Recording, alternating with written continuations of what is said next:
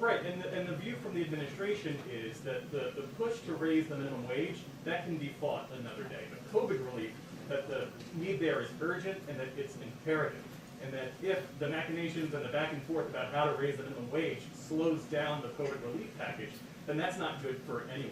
And President Biden himself said weeks ago to CBS, it was that Super Bowl interview where he said he put it in the bill, but he didn't think it would survive. Well, it turns out it didn't survive.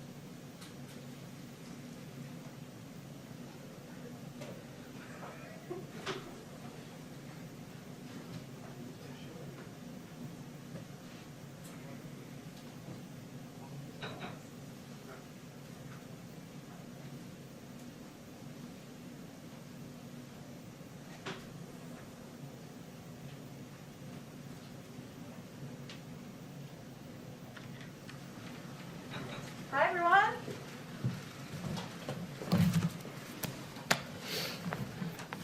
Okay, today we have a very special guest, Homeland Security Secretary Mayorkas. Secretary Mayorkas is the first Latino and immigrant confirmed to serve as Secretary of Homeland Security. He has led a distinguished 30-year career as a law enforcement official and a nationally recognized lawyer in the private sector.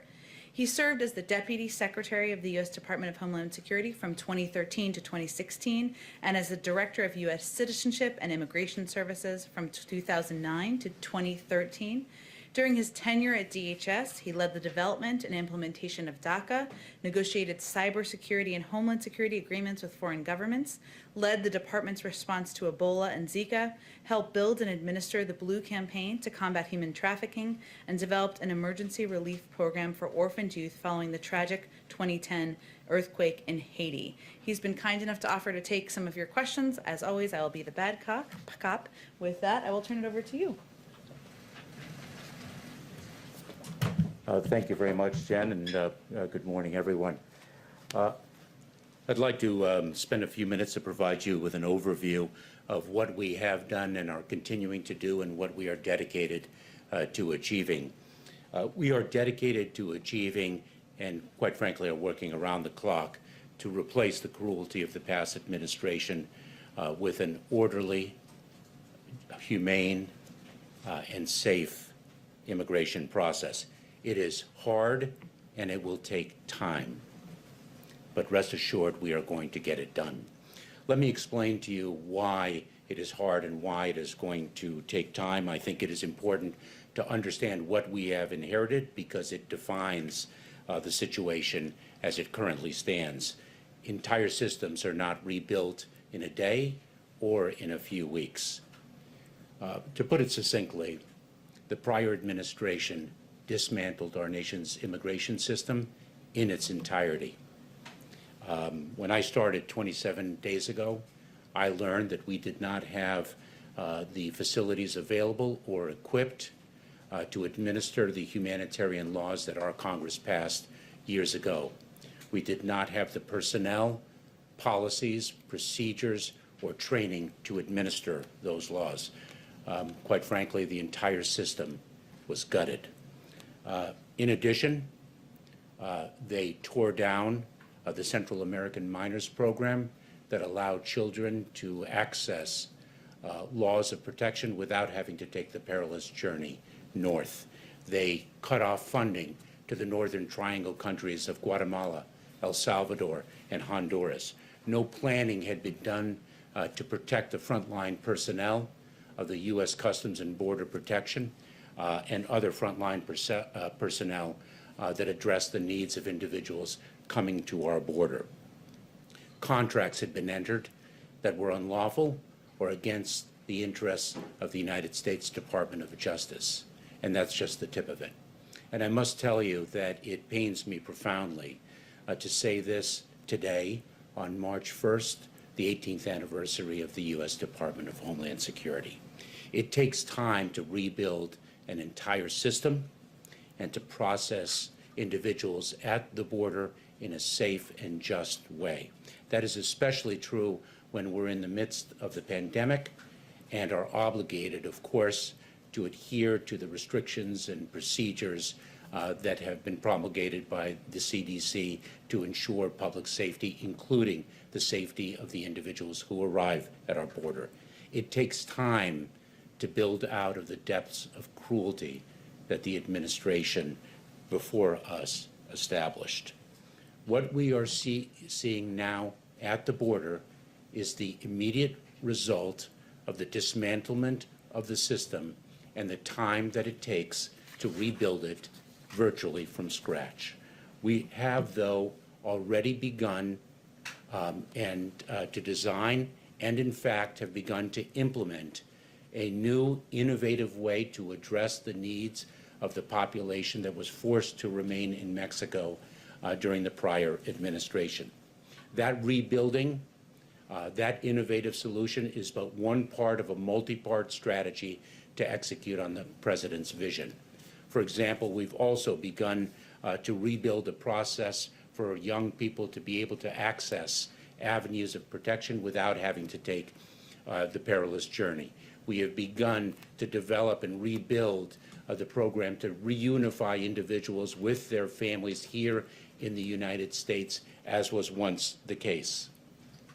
The President set forth his bold vision in his executive orders at the outset of his administration, and we are driven to implement them successfully. Let me, if I can, take a couple minutes to explain that innovative system to which I referred with respect to how we are addressing the individuals who were forced into the Remain in Mexico program under the prior administration. Working very closely with the Mexican government and international organizations in Mexico, we have developed a virtual platform that enables individuals with active cases in the Remain in Mexico program to actually register for relief using their phones. The international organizations then work with those individuals to test them, process their cases, and transport them safely and according to a defined schedule to the port of entry, where we are awaiting them and can process them through the port of entry successfully. We started with one port and 25 individuals a day. We are now at 3 ports, and we have enhanced our processes at one of those 3 ports to reach 100 individuals a day in processing to address the acute need in the camp at Matamoros, which we have all heard so much about. This is all, by the way, at a time when we are also addressing the needs of our frontline personnel. Soon after I took office on February 2nd, we launched Operation VOW, Vaccinate Our Workforce, where we have really surged resources and capabilities according to the paradigm that has been established by the COVID-19 task force to address the needs of frontline personnel throughout the federal government. In February alone, we started at 2% of that frontline personnel workforce vaccinated. At the end of February, we were able to reach 20% of the frontline personnel. I have to take this opportunity at the same time to reiterate a message that we have communicated repeatedly throughout, which is a message to those individuals who are thinking of coming to our border. They need to wait. It takes time to rebuild the system from scratch. If they come, if families come, if single adults come to the border, we are obligated to, in the service of public health, including the health of the very people who are thinking of coming, to impose the travel restrictions under the CDC's Title 42 authorities and return them to Mexico. And we have done that. We need individuals to wait, and I will say that they will wait with a goal in mind, and that is our ability to rebuild as quickly as possible a system so that they don't have to take the dangerous journey, and we can enable them to access humanitarian relief from their countries of origin. The fact of the matter is that families and single adults are indeed being returned under the COVID-19 restrictions. Let me then turn to the issue and the challenge of unaccompanied children, because I know that much has been reported about the handling of unaccompanied children. And let me just explain the process, if I may.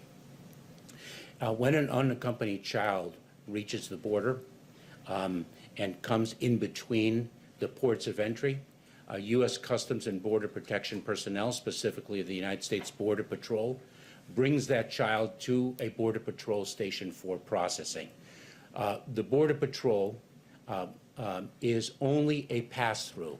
We are obligated to turn that child over to the Department of Health and Human Services within 72 hours. We are a pass-through.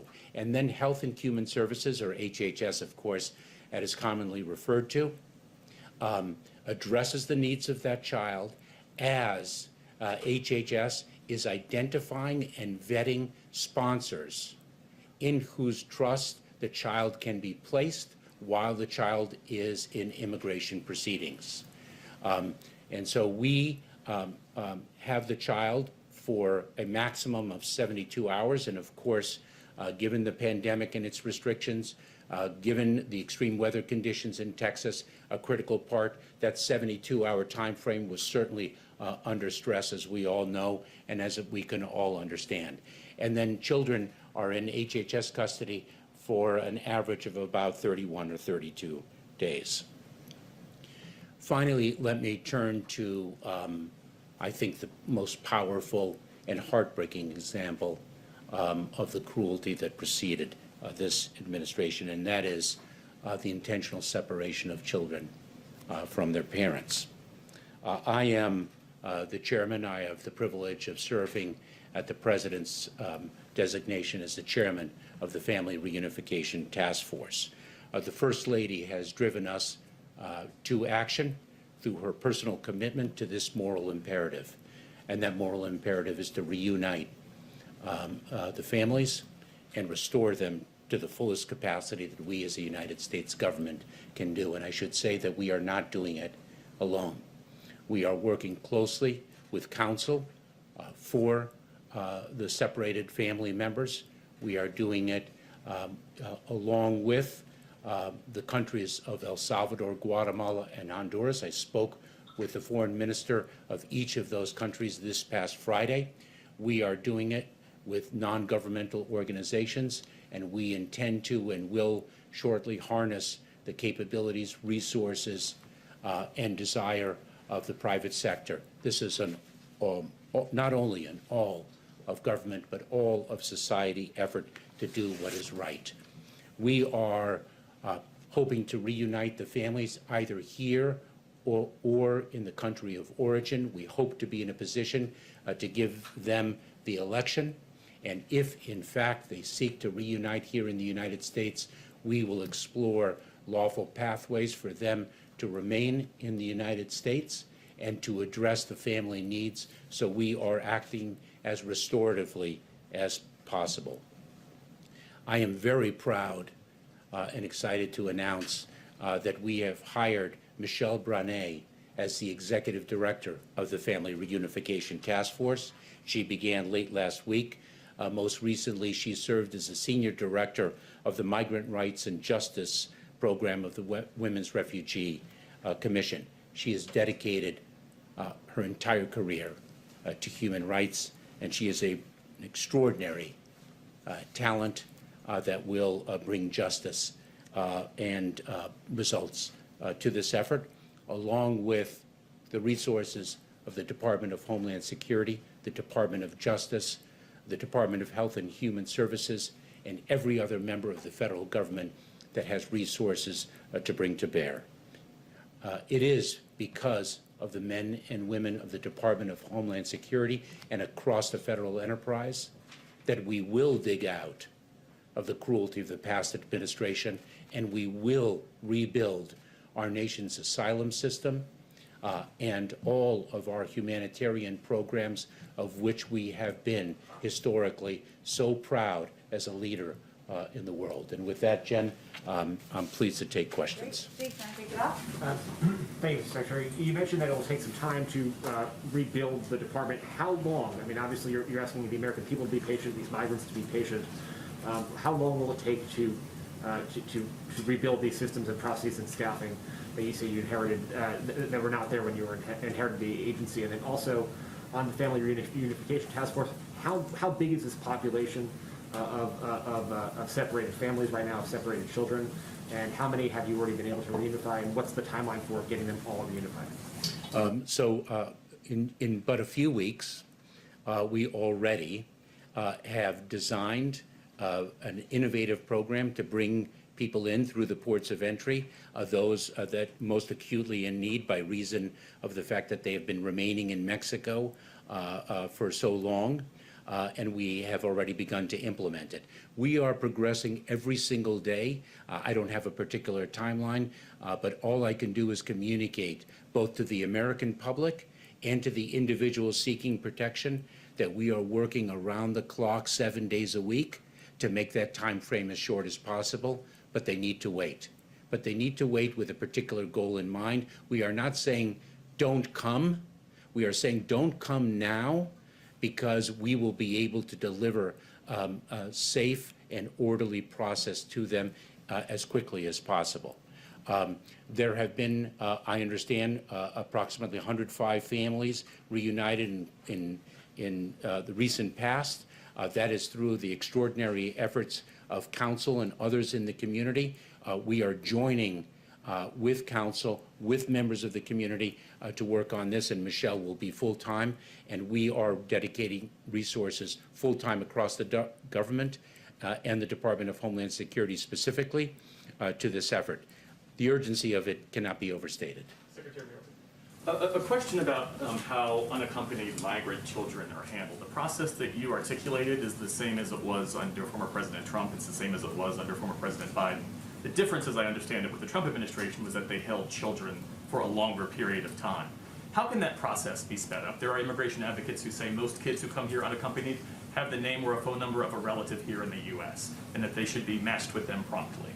So let me, if I may, correct one of the premises of your question. You said that we're handling them in the same way that the Trump administration did, and that is absolutely inaccurate. The process that you articulated is Well, roughly the same. actually, the Trump administration expelled children to Mexico.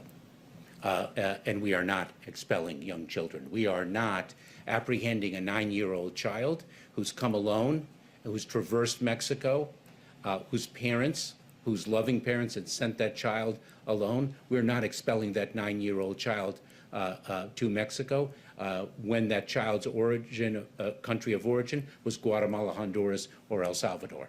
We are actually bringing that child into a Border Patrol station as a stepping point to get that child in the hands of HHS that has the capacity and the unique talents to care for the child, healthcare workers, mental health counseling, and the like, and moving that child to a sponsor as quickly as possible. So we have taken a look at the process that is in place, and we are re-engineering it to see, for example, whether we could have HHS personnel co-located in a Border Patrol station, start to identify the needs of the child, to see if that child does indeed have a relative in the United States, identify the sponsor more quickly, and unite that child with the sponsor more quickly. So a re-engineering we are taking a look at, where efficiencies can be achieved in the best interest of the child. It is the best interest of the child that really define our actions. And on the family reunifications, if I may, just quickly, looking at the principles that you laid out to guide the work of the Family Reunification Task Force, I didn't see in there accountability, making sure that it never happens again, but also holding the Trump administration's responsible for that policy, holding them accountable. The Justice Department Inspector General put out basically a roadmap that says that Jeff Sessions and DOJ leadership at the time was responsible for that, enforcing that zero tolerance policy. So it's very important. First of all, those principles are our guide. We are going to be discussing what can we do under the law, because remember, we must address the needs of each family member in an individualized way, each family unit in an individualized way in accordance with the law. So these are our goals. Our overarching goal is, of course, to be as humane as the law provides, to be as restorative as the law enables us to be, to bring justice to these families. One of the tasks of the Reunification Task Force will be, of course, in addition to reuniting those families, which is, of course is the most acute urgency, to also take a look at the system and ensure, to your very important question, to ensure that it does not happen again.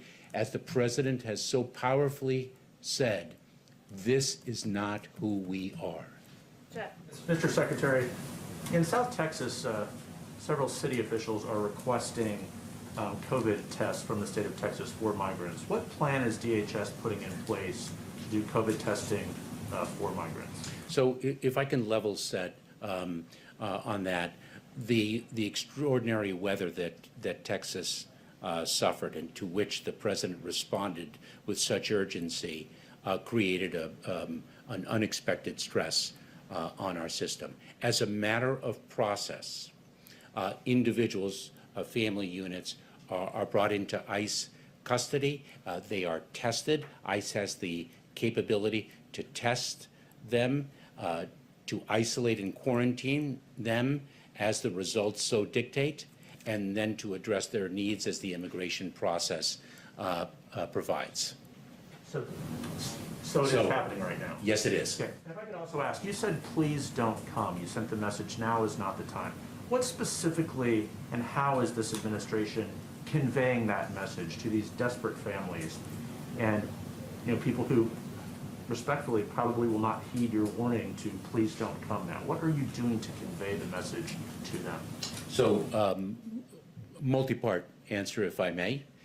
Number one, of course, with respect to our resources, we are flooding the space with that critical message.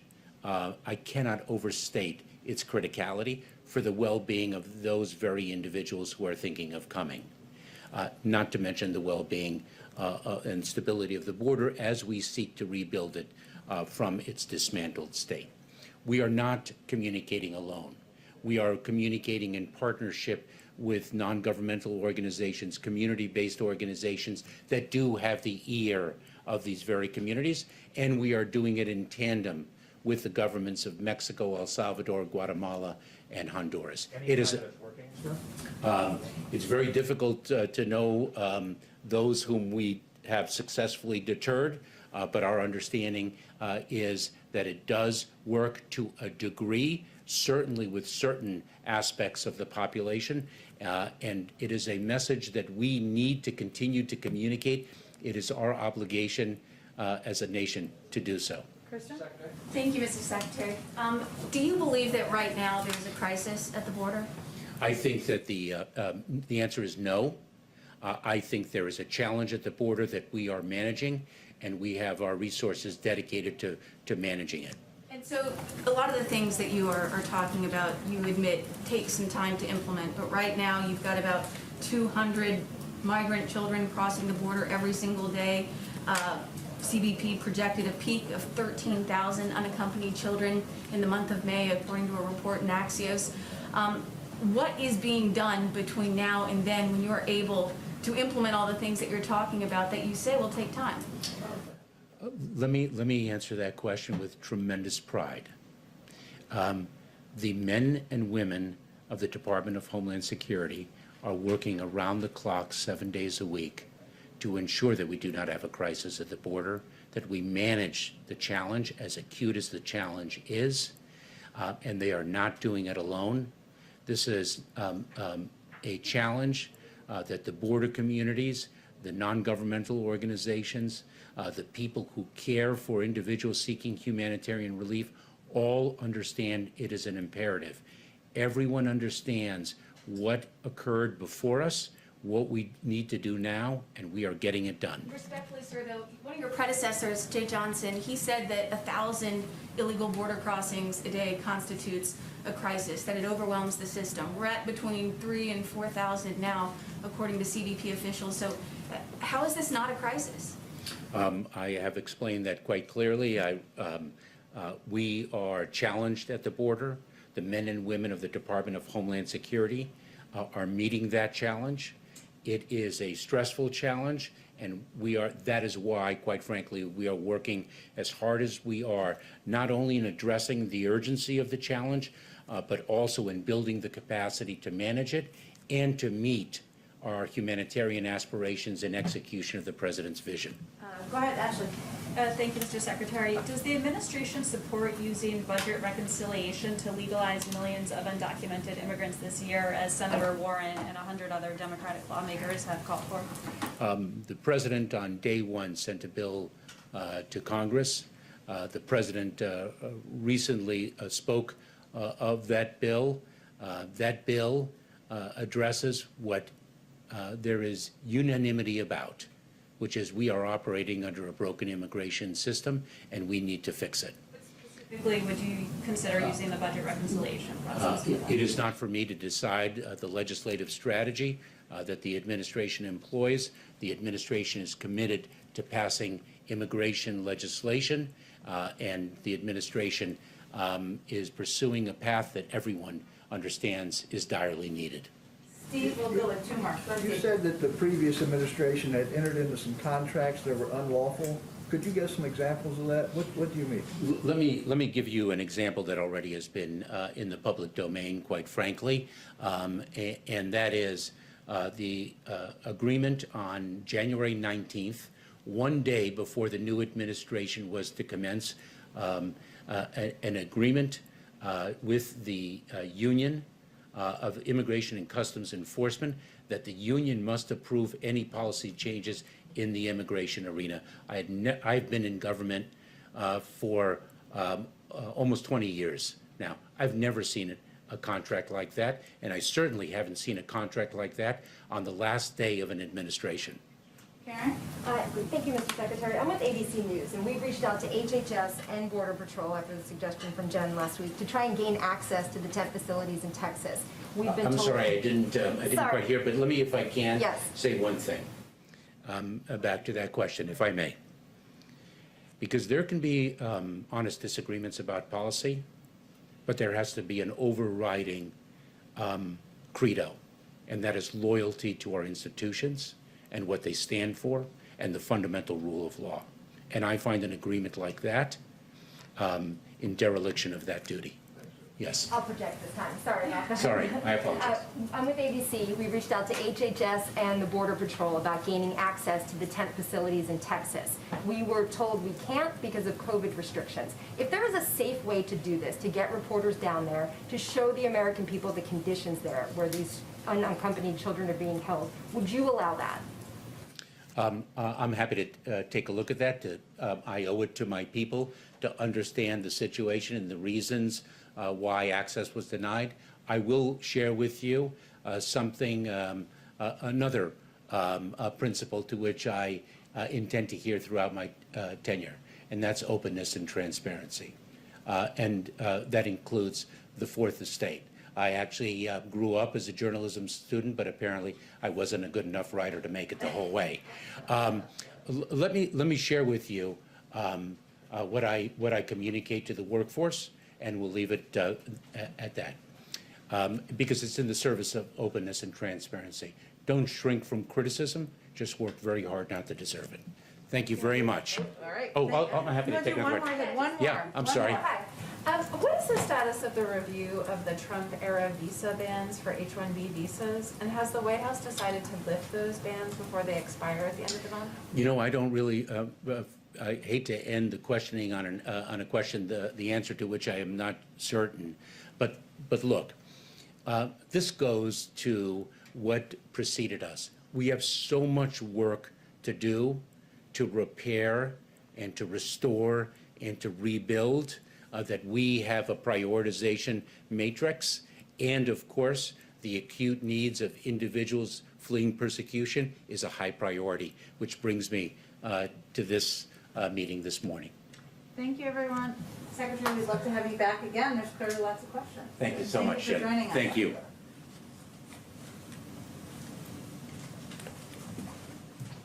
Okay, just have a few more things. I think only one more thing at the top. Obviously, the president's focus this week and the coming weeks until it's passed is on the American Rescue Plan. And I wanted to just take the opportunity to reiterate that in 2 weeks, on March 14th, around 11 million Americans will start losing their unemployment benefits if Congress doesn't act on the president's rescue plan. There are 11 million Americans who are unemployed through no fault of their own, but who will struggle to put food on the table, struggle to make ends meet, and struggle to live with the dignity they deserve. I'd also note that nearly 1 million households on unemployment insurance report that their children aren't eating enough. More than 1.5 million more are behind on their rent or mortgage. For almost a full year now, new unemployment claims have exceeded the pre-pandemic all-time high, and the economic data shows a K-shaped recovery with millions of workers at risk of being left behind. That's why it's absolutely critical Congress act, and we certainly hope they do that as quickly as possible. One last note, today, as many of you know, all of you know, the President will meet with President Andres Manuel Lopez Obrador, the President of Mexico. Building on their January 22nd conversation, the meeting will reaffirm the enduring partnership between both countries based on mutual respect and the extraordinary bond of family and friendship. The President will be joined for the meeting by Secretary of State Tony Blinken, Secretary of Homeland Security Alejandro Mayorkas, spending a lot of time here today clearly, and other White House officials to discuss a new phase of the U.S.-Mexico bilateral relationship with their counterparts. The discussion we expect will focus on migration, recovery from COVID-19, climate change, and security. With that, Zeke, kick it off. Thank you, Jen. What's the White House's response to Iran's refusal to sit down for negotiations on its nuclear program? And is there a sense of urgency on the part of the White House to get Iran to the table given the development and progression of its program? Well, first let me say we're disappointed in Iran's response. We remain ready to re-engage in meaningful diplomacy to achieve a mutual return to compliance with JCPOA commitments. And we will be consulting at every level with our P5+1 partners on the best way forward. We do view this, though, as a part of a diplomatic process to determine the way forward, and that's what we'll be engaging through the prism of. And then another on foreign policy, the President has not taken any direct action against the Saudi Crown Prince in response to his involvement in the murder of journalist Jamal Khashoggi.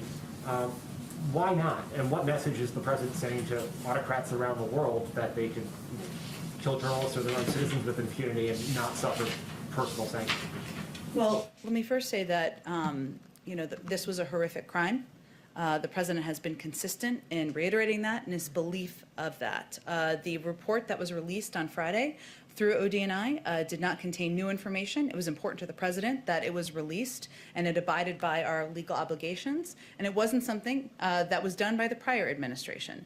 We also took a series of strong steps to impose on individuals directly involved in the operation that led to the murder of Jamal Khashoggi, including adding senior Saudi intelligence official Ahmed al-Asiri to the list of those facing global Magnitsky designation. I don't know why that's a mouthful. We also sanctioned under the global Magnitsky rule the entire Rapid Intervention Force, a unit of the Saudi Royal Guard that has engaged in counter-dissident operations, including the operation that resulted in the killing of Jamal Khashoggi. This is a crucial step because it structurally addresses an unacceptable pattern of targeting, monitoring, harassment, and threats to dissidents and journalists. And we believe, our national security team believes, that going after the network responsible for these actions is the best way to prevent a crime like this from ever happening again. That is our objective. But going after the network responsible but not the man responsible for it, well, why not? I would say we took a number of steps that our team determined were the right steps to prevent this from ever happening again. That is our objective. We also, from day one, even prior to the release of this report, have recalibrated the relationship, have made clear that is going to be a shift from how it was approached over the last 4 years. That means counterpart to counterpart conversations. That means not holding back and voicing concern and pushing for action as it relates to dissidents or journalists or others being held. And it means making clear that we are not going to support the ongoing war in Yemen. We want to find a conclusion of that war. So our objective is to recalibrate the relationship, prevent this from ever happening again, and find ways, as there are still, to work together with Saudi leadership while still making clear where we feel action is unacceptable. And sorry, one more domestic one. You spoke yesterday about the sexual harassment allegations against Governor Cuomo in New York. Has anyone from the White House reached out directly to anyone, to him or anyone on his staff? And then is the president concerned that this could serve as a distraction from Governor Cuomo's handling of the pandemic, and should he potentially step aside while this investigation is underway so that there are no distractions handling the pandemic? Well, as I stated yesterday, the president's view has been consistent and clear that every woman coming forward should be treated with dignity and respect. That applies to Charlotte, that applies to Lindsay, and any woman coming forward. And since yesterday, of course, overnight, the Attorney General, it has been made clear that the New York Attorney General, will oversee an independent investigation with subpoena power, and the governor's office said he will fully cooperate. We certainly support that process, and we'll wait to see that through. Go ahead. Just to follow up, you reserve the right to sanction the Crown Prince in the future if deemed necessary, right? Of course, we reserve the right to take any action at a time and manner of our choosing. I will note, Steve, that historically, the United States, through Democratic and Republican presidents, has not typically sanctioned government leaders of countries where we have diplomatic relations. And a separate question, we saw the statement last night about Alabama and Amazon. Mm-hmm. Is the president endorsing Amazon workers forming a union there?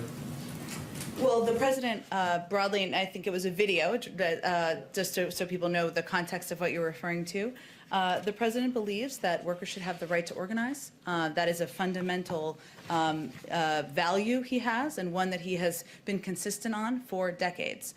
We don't comment on specific cases where it is before the NLRB or could be before the NLRB, so we aren't going to weigh in specifically on Amazon, but we broadly, he believes that workers should have the right to organize, and hence he conveyed that in the video. Lastly, on Burma, Myanmar, have you been forceful enough in your sanctions on Myanmar, because we keep seeing these bloody crackdowns, and are you coordinating with allies to look at more action? We are absolutely. We put out a statement yesterday from National Security Advisor Jake Sullivan. So let me just reiterate a couple of the pieces from that. That we remain alarmed by the Burmese security forces' violence against peaceful protesters. The killings represent an escalation of the ongoing crackdown on pro-democracy protesters since the February 1st coup. We are preparing the additional actions to impose further costs on those responsible for this latest outbreak of violence and the recent coup. And we expect to have more to share on that in the coming days. Go ahead, Jeff. And back on Saudi Arabia, during the campaign, obviously, former Vice President Joe Biden was very well aware of the history of the U.S. government in terms of who they sanction and who they haven't. But yet he said, we're going to make them pay the price and make them the pariah that they are. How does this come anywhere close to his pledge to Americans in November of 2019 at that debate? Well, first, the president has been clear to his team, and he's been clear publicly, that the relationship is not going to look like what it's looked like in the past. And even before the release of the report on Friday, we had taken actions as an administration to make that clear through diplomatic conversations to our partners and allies in the region and through our actions. And that includes a change in how we are communicating with the Saudis, counterpart to counterpart, going back to that appropriate line of communication. It includes not holding back and raising concerns about human rights abuses. We did see last month that Saudi Arabia did release 2 dual national prisoners and women's rights activists. It includes pulling back from our support from the war in Yemen.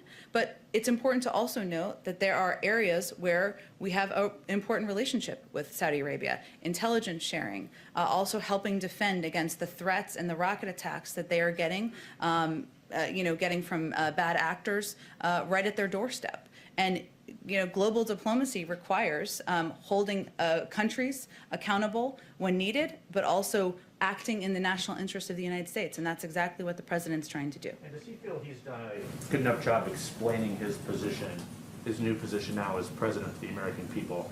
And how is he reacting to the criticism he's received over the weekend? And Nick Kristof of the New York Times accused him of choking. There were a variety of pretty tough words against him. How has he responded to that? And does he need to address it more? Well, I don't think anyone runs for president or is elected if they have a thin skin. And certainly any action you take on an issue like global diplomacy or an issue where there's a complicated relationship, I think he fully expected there might be some criticism. But his objective, his role as president of the United States and as commander-in-chief of the country is to act in the national interests of the United States. And that's exactly what he's doing in this case, that he's acting on the advice of his national security team, and he believes this is the right approach for our long-term interests. If I could ask you the rest of one really quickly. You said there were 14 days, obviously very critical 14 days to getting the COVID relief bill passed. What specifically will he be doing directly with Democratic senators and Republican senators, perhaps? Will he reach out to Susan Collins, for example, or other Republicans to try and get them on board? Obviously, the Republicans were not on board in the House. Absolutely. I think we're going to be evaluating day by day what the needs are. So as you know, he'll be meeting with, or via Zoom, a number of Democratic senators this afternoon. We've reserved time in his schedule to ensure that he can be engaged, roll up his sleeves, and be personally involved in making phone calls, having more Zoom meetings, potentially having people here to the Oval Office to get this across the finish line. And I expect him to be very involved personally. On the parliamentarian decision, you said that he respects that decision, but progressives don't understand this. In some respect, they're like, why not fight for this? So why is the White House not more aggressively challenging that and sending the vice president to try and potentially overrule that with the vote?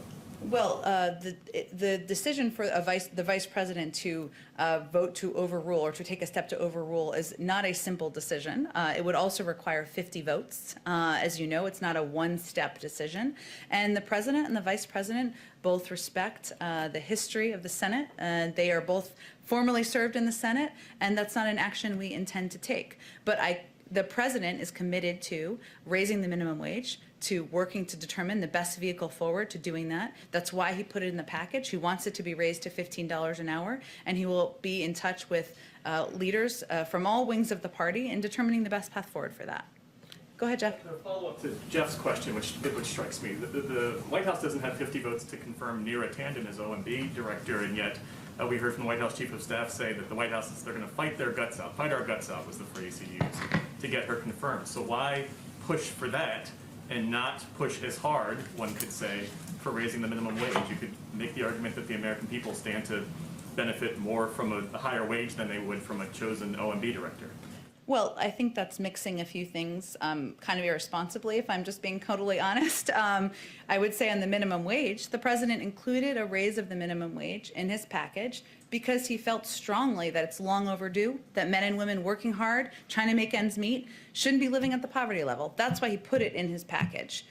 There is a process that it goes through, a parliamentary process, when it's a reconciliation bill, as you know, but for people who haven't been following all the nitty-gritty of this, because it's a budgetary bill. That's why it went through the process. And, again, I would send you to talk to leaders in Congress to see if they have the 50 votes necessary, but regardless, the president, the vice president have made the decision they're not going to move forward with that step, but also it's not a simple process. It requires 2 steps. As it relates to Neera Tanden, she is somebody who has decades of experience.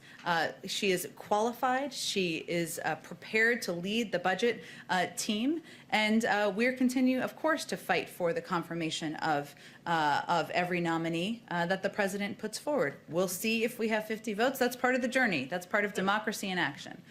Oh, go ahead. On voting rights, the Supreme Court is set to hear a major voting rights case this week. You have, by some estimates, some 43 states, Republican-led states, that are set to, or at least envision a change to election laws and want to make it harder, put in place more restrictions on voting. The House is set to vote on the John Lewis Voting Rights Act. That is running headlong into a Senate filibuster. Does the president support nixing the filibuster as a means of passing voting rights? And if not, how is he going to leverage his political capital to make sure that this Democratic priority becomes law? Well, first, the president's committed to protecting the fundamental right to vote and making it easier for all eligible Americans to vote. His campaign was about fighting for democracy, and we're going to continue to fight for democracy in the White House. And that's why we need to pass reforms like H.R. 1, the For the People Act, and restore the Voting Rights Act. And he's happy to see the House take up H.R. 1 this week. We're not going to get ahead of the process. The president's view on the filibuster is well known. He has not changed that point of view, but certainly any step to protect voting rights, to ensure that it's easier and not harder for people to vote in the country, we feel is a positive step. We'll circle back on that. Okay. Ashley, go ahead. Thank you. I want to follow up on Governor Cuomo, and then I have a question about schools. Sure. So on Governor Cuomo, you said President Biden supports an independent review of the sexual harassment allegations against him.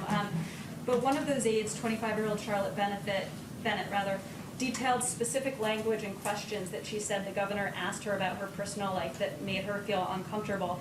And the governor himself has not denied asking these personal questions. So my question for you is, in general, when it comes to sexual misconduct, where is the red line for this president and the administration? Is it only at unwanted physical overtures, or is it at unwelcome language between a boss and a subordinate with a power differential?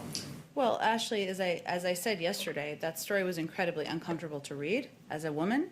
And we certainly believe that every woman coming forward, Charlotte, Lindsay, should be treated with respect and dignity and be able to tell their story and treated with respect. There is a process of reviewing, as you noted, an independent investigation. We will leave it to that process through the Attorney General to make a determination on the path forward. In general, not about this specific case, but can you just explain, I mean, your White House accepted the resignation of someone who used simply language that was inappropriate and abusive. Is there a red line when it comes just to language, or is President Biden's red line, does it have to be something? I'm not sure, a red line for whom? I'm not sure what you mean. In what, like with what outcome?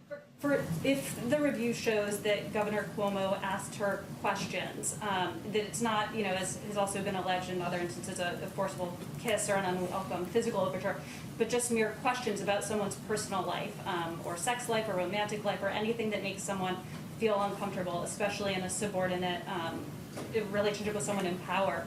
Is that something where someone should have to resign, or should there be other consequences? That's what I mean by the red line. Look, the language, the president has a bar for what is expected in his administration, which you referenced, treating people with civility, treating people with respect. And that's what bar he holds in his administration. In terms of the path forward and the outcome of the investigation, we will leave it to the Attorney General and others to conclude that. And then on schools, first I want to make sure I understand President Biden's 100-day pledge to reopen schools is that getting 51% of K through 8 schools open 5 days a week? Am I correct on that? The majority of schools open 5 days a week. That is certainly our objective, and we'd like to meet that within 100 days. And we hope our Secretary of Education is confirmed soon, who will be overseeing that process moving forward. By 5 days a week, is that every single kid who wants to be in school, that individual kid is going 5 days a week, or is that the building open 5 days a week, but kids perhaps doing a hybrid model, half the class on Mondays and Wednesdays, the other half on? We'd like kids to be able to be in school 5 days a week. Thank you. Go ahead, Kristen. Thank you, Jen. So when the president of Mexico meets with President Biden a little bit later today, he is expected to ask if President Biden would consider sharing part of the U.S. coronavirus vaccine supply with his country. Is this something that President Biden is considering? No. The president has made clear that he is focused on ensuring that vaccines are accessible to every American. That is our focus. The next step is economic recovery, and that is in ensuring that our neighbors, Mexico and Canada,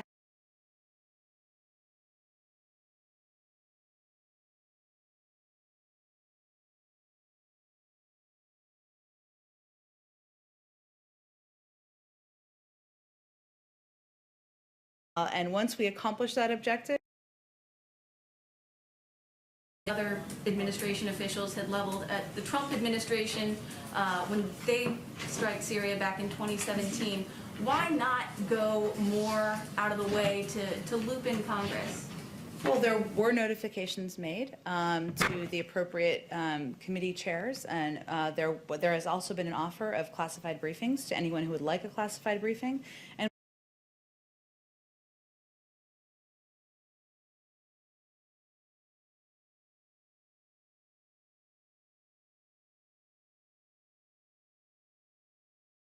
Had given Congress more.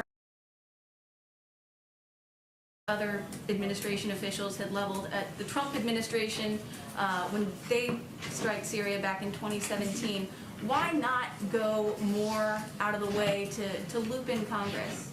well, there were notifications made to the appropriate committee chairs, and there has also been an offer of classified briefings to anyone who would like a classified briefing, and we concluded a range of notifications on Friday.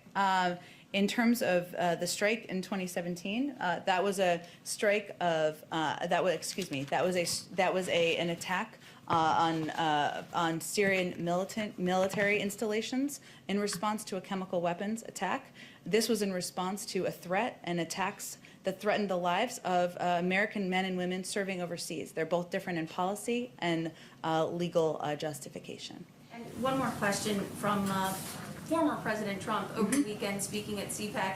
I heard that. He I had heard a you spoke. quote. He said, President Joe Biden sold out America's children to the teachers union. How does the White House respond to that? I think we're going to spend more of our time focused on communicating about our agenda for the American people than responding to criticism from the former president. Go ahead. Thanks, Jen.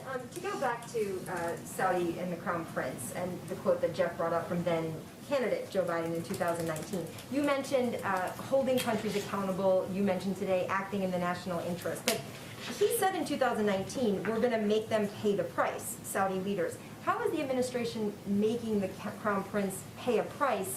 And are you saying that the national interest and holding them accountable can't square with paying a price? No, I'm certainly not saying that. I was outlining a number of the steps that were announced on Friday that were taken, that specifically addressed, sanctioned the deputy head of intelligence, that specifically sanctioned under the Magnitsky Act the entire rapid intervention force, which is a force that is close to the Crown Prince.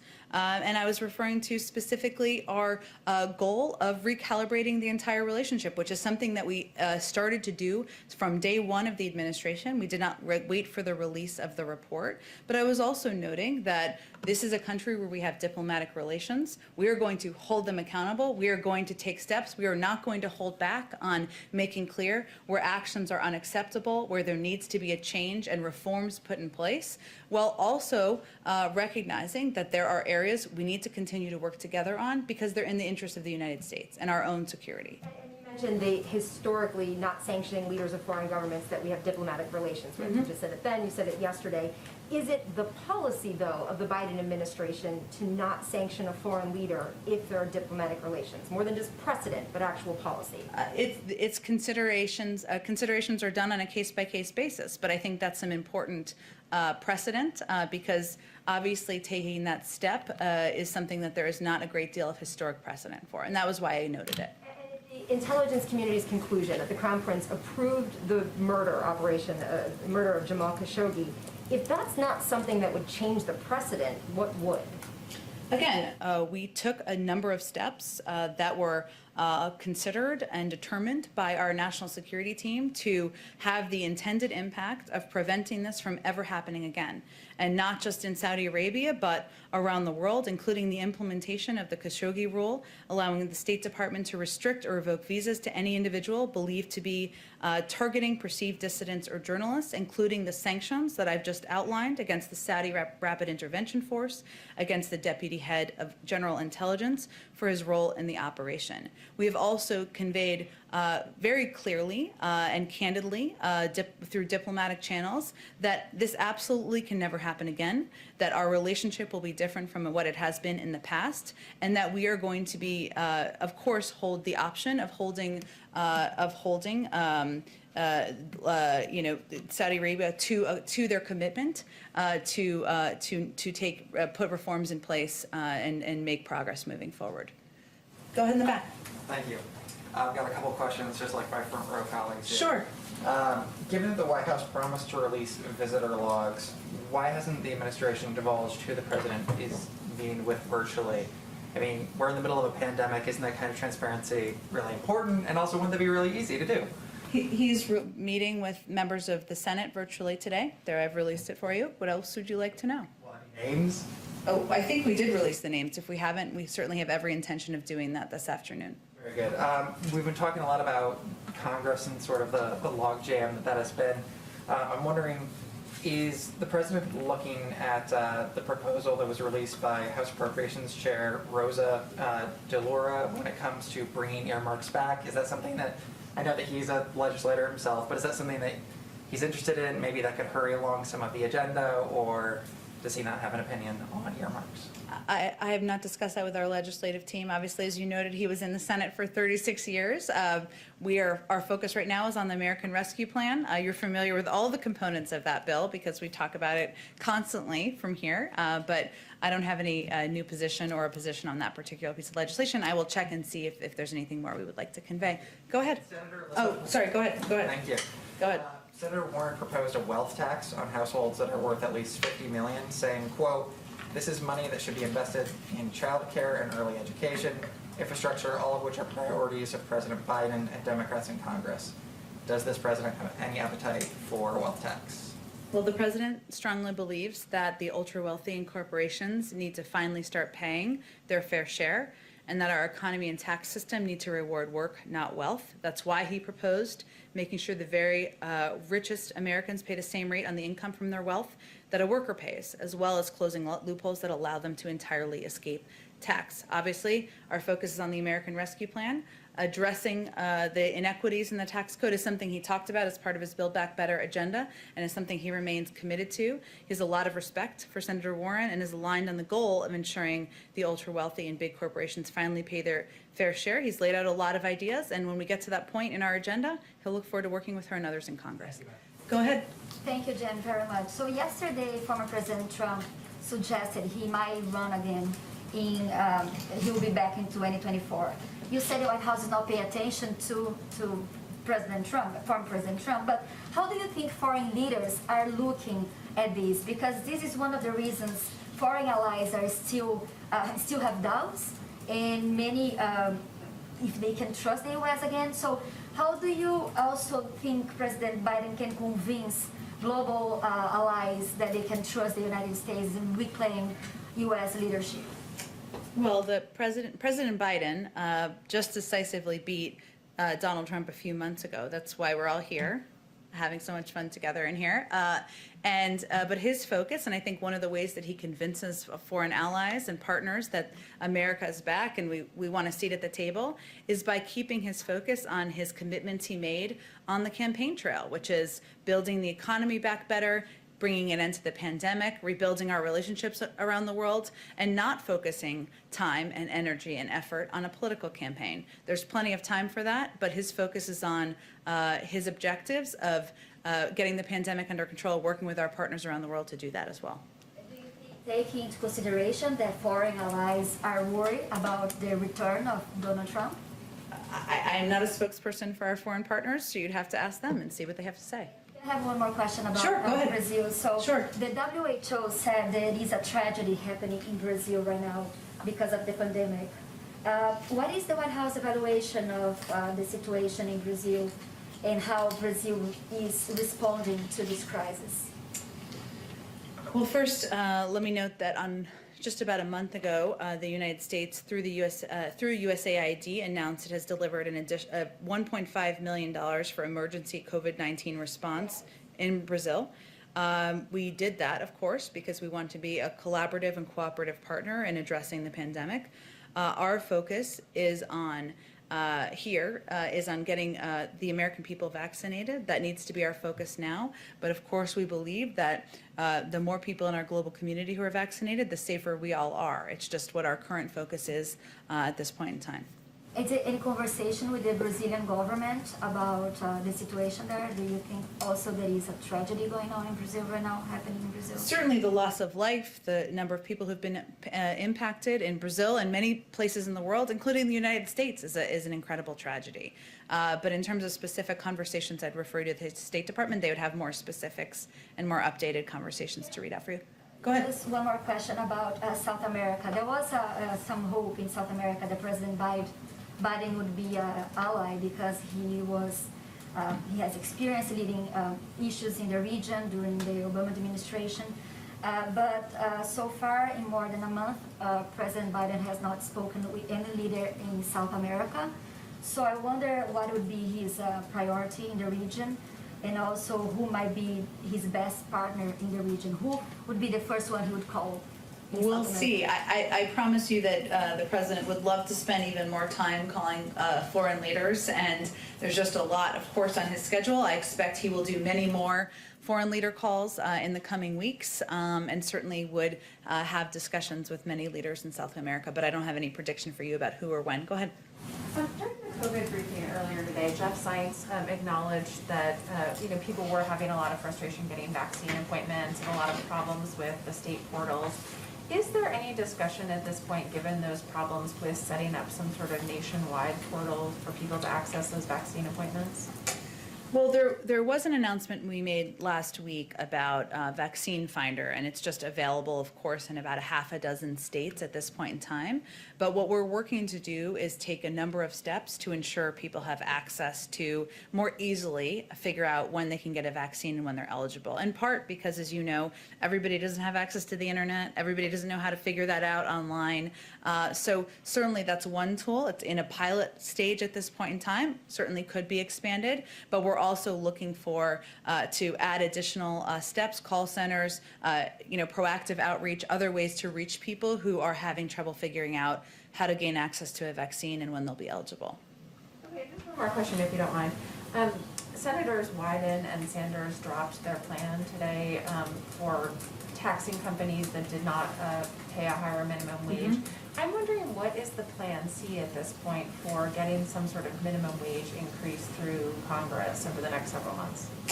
Well, it is an issue that the president remains committed to. He wants the minimum wage to be raised. That's why he put it in his package, and he is going to be in conversations, and we will be at a number of levels with members of Congress, with their staffs, about the best vehicle moving forward. But we don't have a clear answer on what that looks like at this point. It just remains a commitment and something he will use his political capital to get done.